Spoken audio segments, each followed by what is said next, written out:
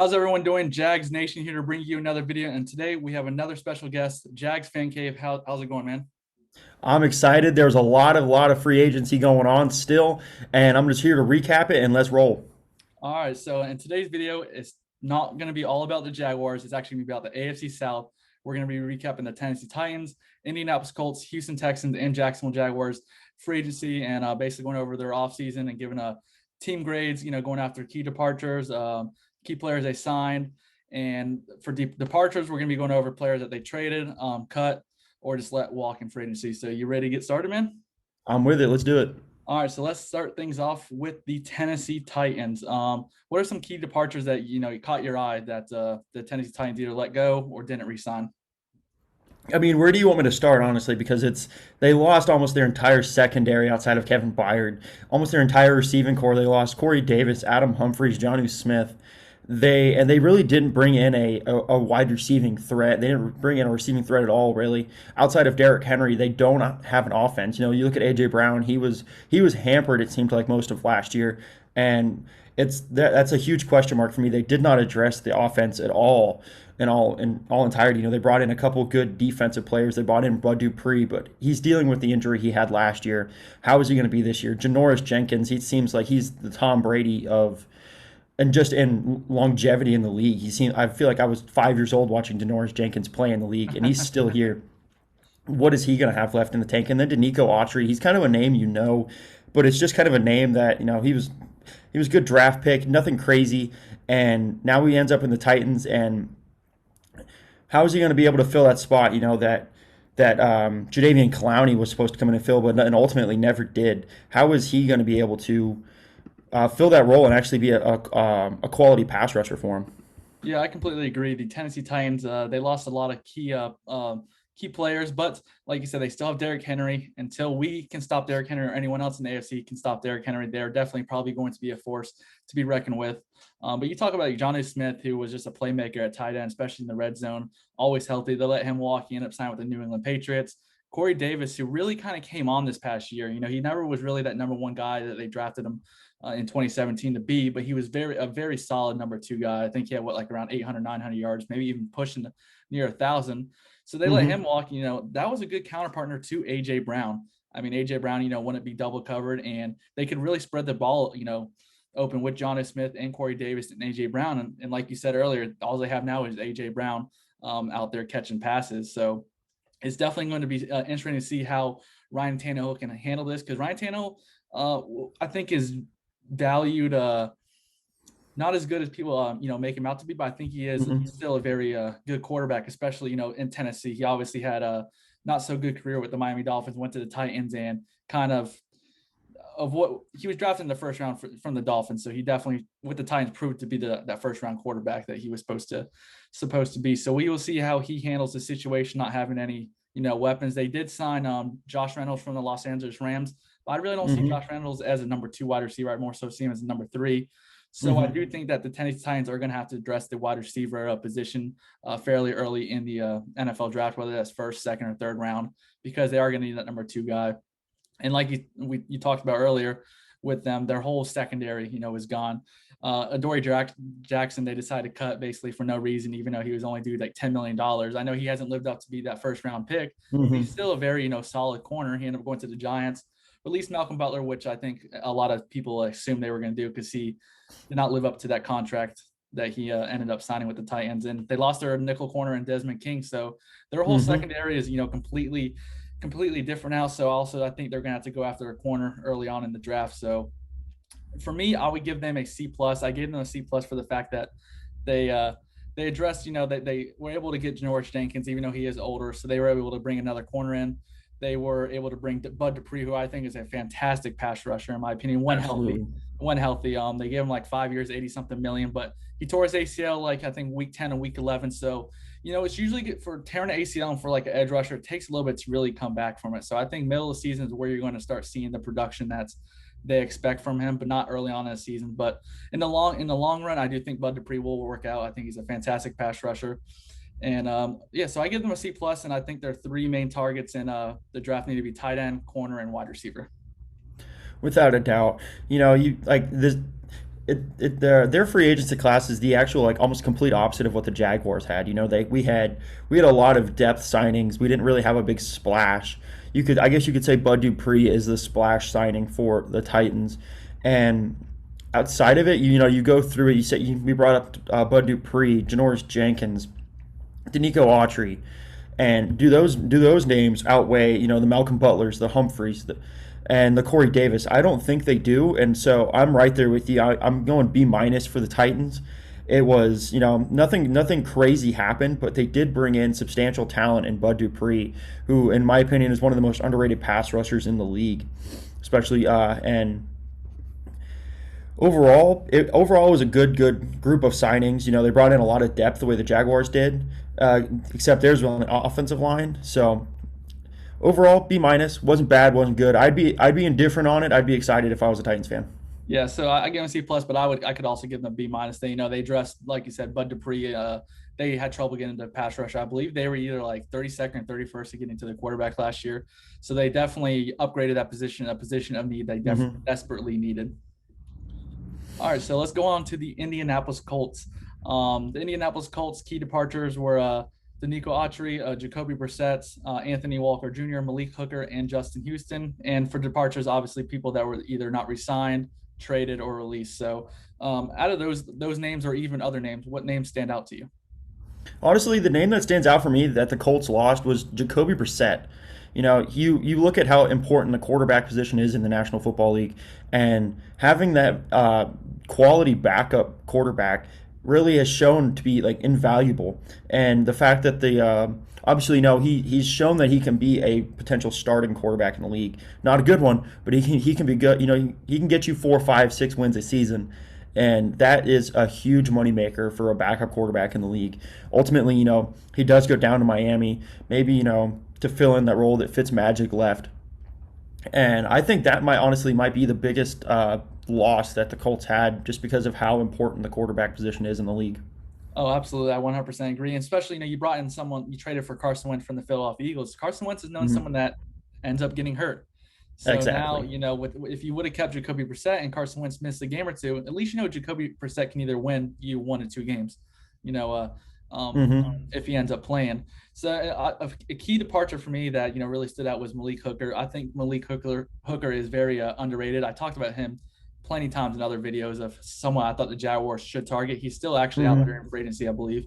You know, he did have injury problems, but I think that could be a little loss for the Colts in their secondary, even though they did have a very good defense without him last year. So we will see how the Colts, you know, respond with losing, you know, their starting free safety as well as their backup quarterback. Now, when you look at players they signed, they re-signed T.Y. Hilton, re-signed Xavier Rhodes, re-signed Marlon Mack, and then the big name was traded for Carson Wentz. So what are your thoughts on all those?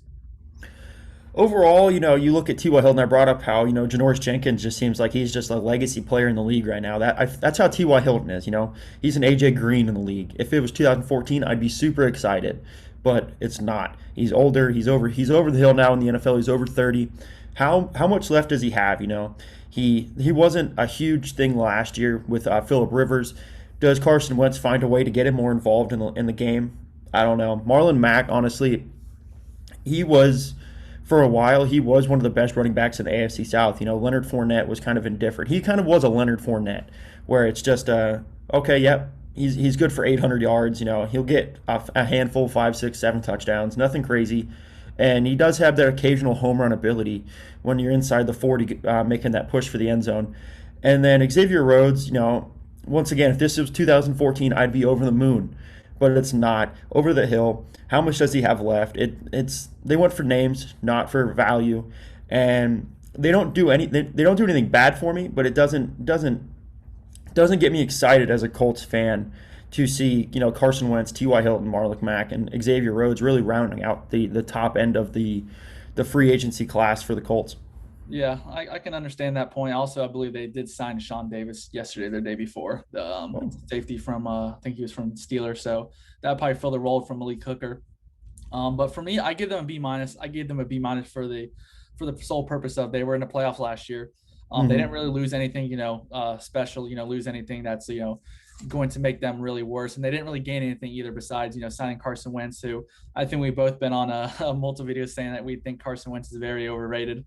But Horrible. if Carson Wentz can get back to how he was in 2017 when he was playing at the MVP level, the Colts can definitely be dangerous. So that's why I gave them a B minus. Absolutely. I'm rocking a solid B because I do like the fact that they added a lot of good rotational defensive linemen and in free agency, and they also bolstered up that offensive line. They got good quality backups at the offensive line, and because when you have somebody as fragile as Carson Wentz, you want to make sure you keep him upright. And thankfully, the Colts do have one of the best offensive lines in the league. T.Y. Hilton, I take him. I gave him a B overall because they are quality names, and I'm not same with as I was with the Titans. I am with the Colts. I'm not going to be upset with this free agency class, but I'm nowhere near excited and like jumping for joy for this class.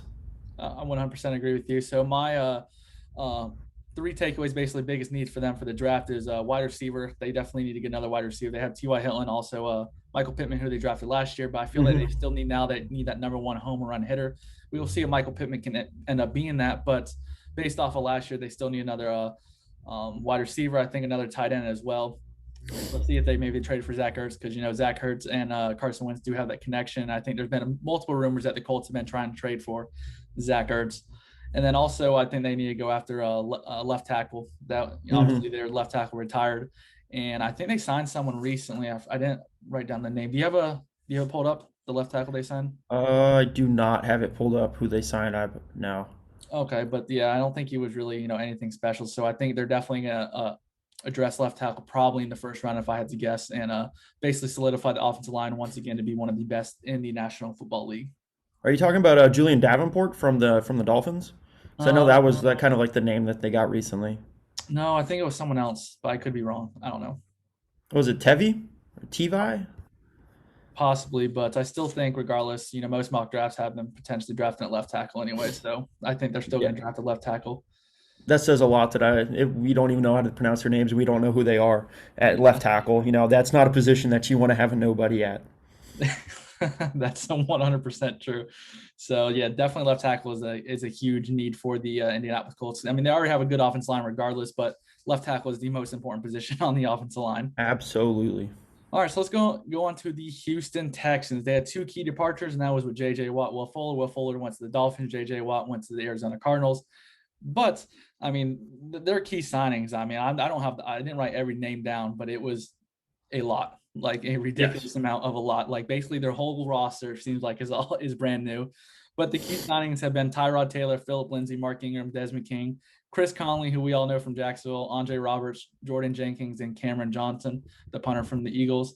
So what are your thoughts about these players or even other ones that I did not list? Honestly, I want to know what did the Houston Texans have that is making these free agents so interested in coming to play for the Houston Texans. There's somebody that doesn't have a first round draft pick this year. They were so bad. The team that has their first round draft pick is picking inside the top 5. That screams like how bad of a dumpster franchise this is. You could look at Deshaun Watson and say, well, at least they have him. We don't know if they have him. He has the same agent Jalen Ramsey had, who orchestrated his untimely and really almost violent departure out of Jacksonville, doing everything under the sun to get out of Jacksonville. Do we see that out of Deshaun Watson? I hope so. Get him out. Go play for the Niners. I don't care. And it's like, how many running backs do they need? They got David Johnson in the Nuke Hopkins trade, and now they bring in Philip Lindsay and Mark Ingram. Three good B minus running backs in the league. I don't know what they're going to be able to do with what they're going to run a 3 running back set. I don't understand. And overall, I don't know if Tyrod Taylor is. I don't know if he's just kind of a stopgap, like insurance policy in case of. In case Deshaun Watson does just decide to not come back, who knows? And then you look at overall, like they tried to fill the hole that they lost with J.J. Watt going to the Cardinals with Shaq Lawson. I don't know what Shaq Lawson does for anyone really. I guess he's just a good rotational defensive lineman that's going to get you 4 to 6 sacks a year. And at the end of the day, I don't know what kind of voodoo magic is going on in Houston, Texas, where they're just attracting running backs left and right. They're attracting, middle of the road free agents. Overall, I'm honestly impressed they were able to do it. I don't know what they're doing down there, but it's working because they're getting free agents. And overall, I'm giving them a C. That is the lowest grade of the three that we've done so far, but it I'm just baffled by the fact that they were able to bring in it. Like you said, it seems like their whole roster got turned upside down, and I'm here for it. If they go 0-16, doesn't bother me. Yeah, I give them a C minus. There are a few signings I do like. I like the Desmond King. I think they got him for like 1 year, like maybe max $2 million. It wasn't much at all. And Desmond King, I think, is a very good nickel corner in the NFL, in my personal Hmm. opinion. They brought Mark Ingram and Philip Lindsay. Like I said, they still have David Johnson. So out of those three running backs, they probably have one of the probably arguably the best depth in all of the NFL with those three running Absolutely, backs. yeah. I assume they're going to use Mark Ingram more so for like fourth and inches, the goal line stuff, Hmm. red zone. Philip Lindsay is definitely that change of running back, and I still think David Johnson will be the number one running back for the Texans. But overall, I definitely like their backfield, with the running back situation. Their wide receiver, besides Brandon Cooks, who they have right now, and Randall Cobb. I mean, you brought in Chris Conley, who we all know Chris Conley could have a good game for one game and then Hmm. also just drop every single pass the next 5 games in a row. So, Yes. so we will see how he does there. But overall, I mean, I gave them a C minus just for the fact that they just signed a bunch of players and they turned that roster upside down. And a lot of them were like 1 or 2 year contracts. So it's basically like what are they even doing? Are they just preparing to like tank this year? I mean, if Deshaun Watson isn't with them, that's the only thing There's I can think of. there's I believe the quarterback out of USC is the only one that people are saying might be like worthy of a possible tank. I don't see it. If they decide to, oh well, they might just tank and then call it tanking, but in reality, they're just not a good football team. Yeah, next year is definitely not the best year to get quarterbacks. There's only like two in the first round, the one from USC and the one from North Carolina. The only two is probably going to go in the Hmm. first round. But for needs in the draft, I gave the wide receiver. I think they need another wide receiver desperately, like that really big. A lot of their guys are older. They definitely need that number Hmm. one guy now. Corner, I feel like they definitely need to get another corner.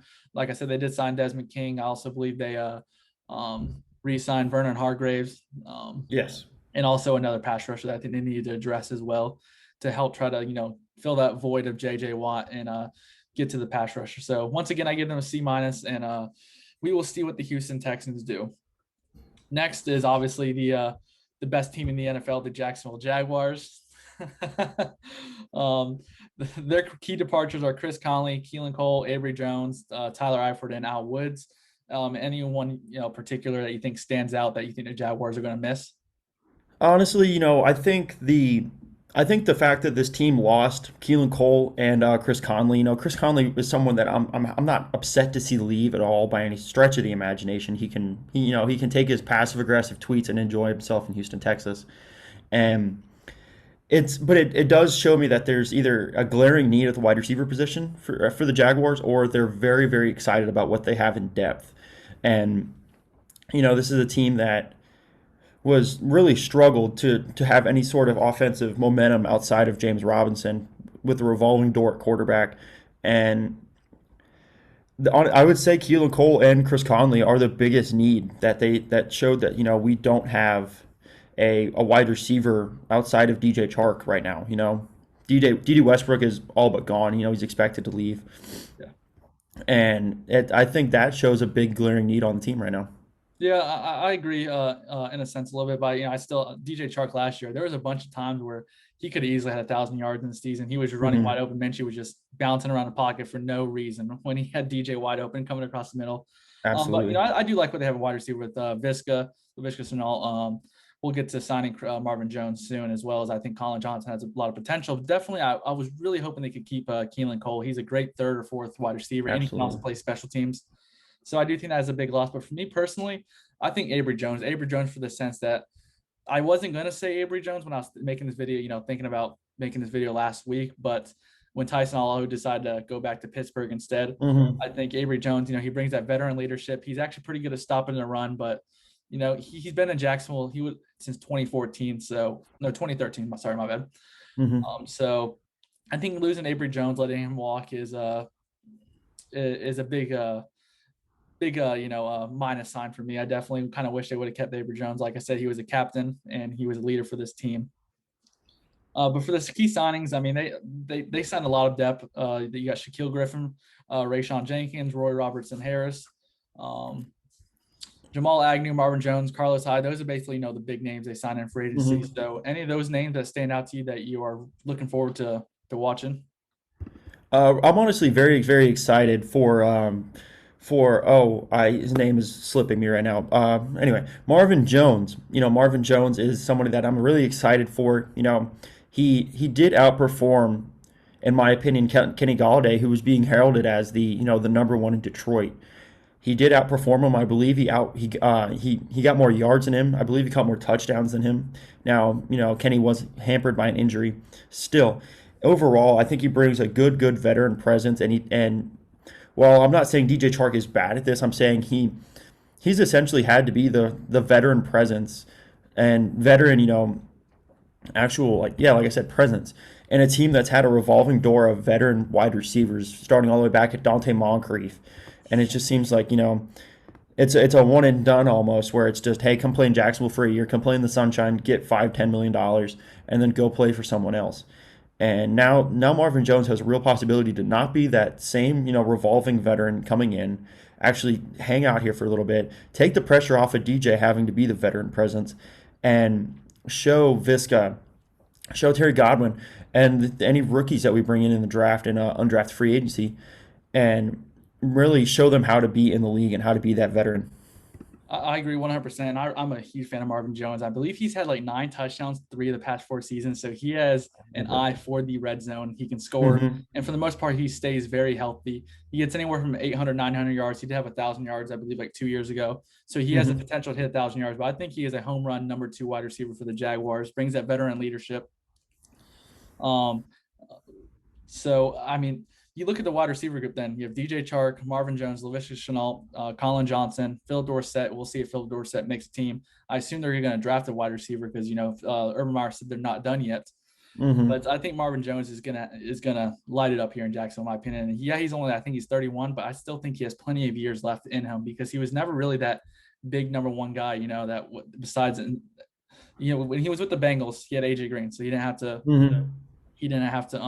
be the number 1 guy. When he's with the Lions, he had Kenny Galladay until Kenny Galladay got hurt. Then Marvin Jones stepped up to the number 1 wide receiver role. So he really, he never was that number 1 wide receiver. So I think that's actually going to help him when it comes to, obviously age wise. So his body isn't like wearing down like some of these other guys.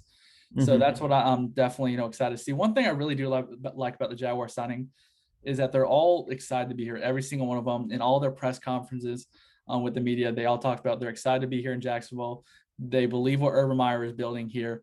And obviously, money talks. So money probably is one of the main reasons. Absolutely. And Florida as well. But, they hear them all be basically kind of sound like they're leaders. It's something good. And Urban Meyer wants a good locker room. And I think that's something that the Jaguars, and we haven't had in some time, even in 2017, that locker room was was very disgruntled in a sense. Yeah. And honestly, we talk, Marvin Jones is a great addition to the wide receiver room and that, just whole receiving core. And I want to talk about like Shaquille Griffin and what he has the opportunity to do. You have Trey Herndon, he's just kind of been like the Derek Marks of the secondary, where he's good enough to stay on the team, but can he actually like be the bell cow of that? I don't think so. Shaquille Griffin, in my opinion, does have that ability to be that main veteran in the secondary and show CJ Henderson almost the same way as Marvin Jones is to Visca. Shaquille Griffin can be that to CJ Henderson, and hopefully once we have a full season of actually seeing what CJ Henderson can do fully healthy and not really just being out there on an island, and it looked like almost like he was drowning sometimes in the secondary, just overwhelmed. And I think Shaquille Griffin has a good opportunity to be that. No, absolutely. I agree 100%. One thing I really like about Shaquille Griffin, he talked about saying, I'm not coming here to be the number 1 corner. I'm not coming here to be handed it. I do assume you paid them the money. He's going to be the number 1 corner on day 1. Yeah, exactly. No one gets paid $13 million to be the backup. And he also brought up and saying that Urban Meyer, he expects, a lot of man coverage, which is something the Jaguars did not do at all last year. They're more of a zone team. And one thing CJ Henderson is very good at last year in the draft when they talked about him, they said he's the best man-to-man corner in this draft. So now him being able to transition back to playing man-to-man, I think that's going to make CJ Henderson prove to be that number 9 pick they drafted Mhm. with them last year. So I'm definitely excited about that. Rayshawn Jenkins, I'm very excited to see him play. I think he's very underrated safety, especially now continuing to watch film and highlights of him. I mean, you talk about Shaquille Griffin, Rayshawn Jenkins, two people that grew up together. Like, I mean, they've Mhm. been playing football since they were 6 years old together. And, you usually when you bring in free agents, it takes a minute to really, a few games to really get used to each other, read your mind. So that chemistry is not there. But having Shaquille Griffin and Rayshawn Jenkins, Anthony Jones, they're friends as well, to have that connection already before the season even starts is huge, in my opinion. Absolutely, absolutely. You could never take away those relationships that are almost older than they've been playing football, it seems like. And hopefully they can bring in some of that camaraderie and bring in some of the younger guys and really show them how to be pros. Absolutely. So overall, I gave the Jaguars, probably going to get some heat for this. I gave them a solid B, the best grade at all the AFC South. I would have gave them an A if they would have got a tight end, but I do like all the other signings more. They rebuilt that defensive line, which Urban Meyer talks about. They want a top defensive line. No, really big names, but a lot of good, solid depth guys and players that's more so rotational. So I think Hmm. you're going to see these players rotate a lot. So you're going to see maybe someone plays 3 or 4 plays and then a new player comes in, and now these guys have fresh set of legs and they're going against offensive line that's been on the field all day. So I think Absolutely. that's going to be huge. Urban Meyer talks about speed, but playing fast. So I think that was also his sense: get a bunch of defensive linemen in here and um, get that defensive line fast. Without a doubt, without a doubt. I'm gonna be a little. I'm gonna try and be a little less Homer. I'm gonna go. I'm gonna go. It was, I've been thinking about this for a long time. Since the big name started really coming off the board, and I'm somewhere in this like awkward middle between a C plus and like a B minus.